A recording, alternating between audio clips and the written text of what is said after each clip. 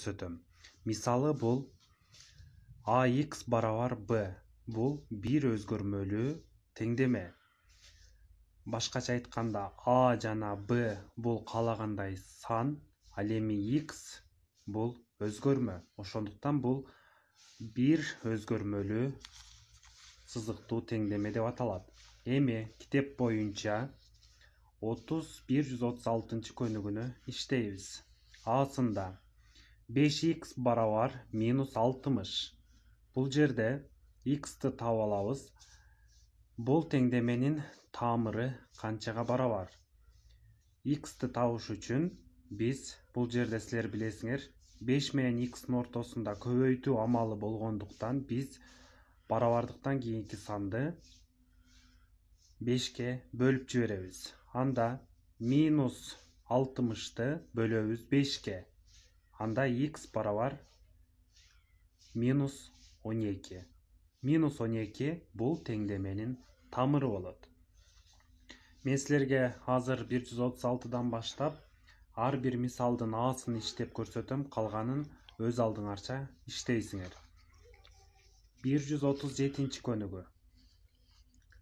Асында 1 бөлүнгөн 3 x барабар 12. Бул жерде өзгөчөлүк бөлчөк сан бар экен. Анда x'ты табыш үчүн 12-ни бөлүп жиберебиз 1 бөлүнгөн 3кө. X'ты тапканда көбөйтүү амалы келгендиктен бөлүп алабыз. Анда 12-ни бөлчөккө айландырыш үчүн 12-нин бөлүмүнө 1 деген санды беребиз. 12 бөлүнгөн 1 көбөйтүү 3 бөлүнгөн 1 болот. Анда көбөйтүп алабыз. Алымын алымына, бөлүмүн бөлүмүнө көбөйтөбүз. 12-ни 3кө көбөйтсөк 36, бөлүмү 1-ди 1ге көбөйтсөк 1. 36-ны 1ге бөлсөк 36. Анда бул теңдеменин жообу x барабар экен 36-га. Эми 138 көнүгүнү карайбыз. 5x минус 150 барабар 0 дейт. Бул жерде 5x'тин өзүн жазабыз. Минус 150 барабарсыздыктын оң жагына өткөндө карама каршы белги менен өтөт. Анда плюс 150 болот. Бул жерде x'ты табабыз. Эми x барабар 150-нү эмне кылабыз? 5ке бөлөбүз. Анда x барабар экен 30-га. Эми 139 көнүгүнү карайбыз. 2x кошулган 9 барабар 13 минус x.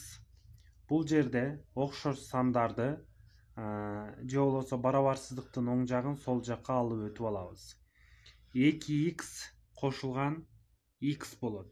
Бул жерде барабарсыздыктын оң жагындагы минус x карама каршы белги менен плюс x болуп өтөт. Ал эми биз плюс 9-ду барабарсыздыктын оң жагына алып өтөбүз. Плюс 9 минус 9 болуп өтөт. Анда 2x'ка x'ти кошсок 3x, 13-төн 9-ду алсак 4 болду. Анда x'ти табыш үчүн бөлүп жиберебиз. x барабар 4 бөлүнгөн 3, 4-тү 3кө бөлсөк x барабар экен 1,3-төн 1ге. Бул теңдемебиздин тамыры 1,3-төн 1 болду. Эми дагы бир мисалды карап көрөлү. 4 кашанын ичинде x кошулган 7 барабар 3 минус x дейт. Биринчи бул теңдемеде кашаны ачып алабыз. Кашаны ачыш үчүн кашанын сыртындагы санды кашанын ичиндеги ар бир сан менен көбөйтүп алабыз. 4 менен x өзгөрмөсүн көбөйтсөк 4x, 4 менен 7 көбөйтсөк 28 барабар 3 минус x'ин өзүн жазабыз. Андан кийин 4x кошулган x деп өзгөрмөсү барларды чогултуп алабыз десек болот. Же болбосо барабарсыздыктын сол жагындагы x өзгөрмөсүн оң жакка алып өтөбүз. Минус x плюс x болду.